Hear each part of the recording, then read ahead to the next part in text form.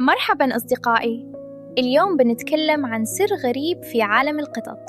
تيجي تمسك القطة الصغيرة من جلد الرقبة اللي ورا الراس، يسمونه السكراف، تلقاها فجأة تتجمد، ما تتحرك أبد، تصير متجمدة كلياً.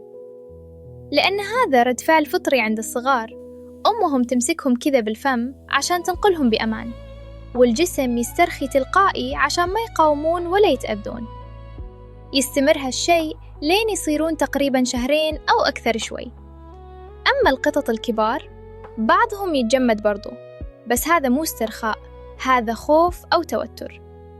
الدكاترة يقولون لا تمسك الكبار كذا إلا لضرورة قصوى، لأنه يوترهم ويرفع ضغطهم.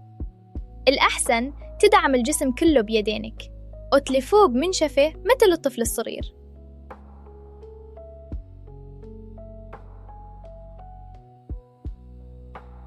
خلك لطيف مع قطتك، لأن إذا توتروا يصيروا عدوانيين. لا تنسى تشارك الفيديو إذا عجبك. سلام عليكم.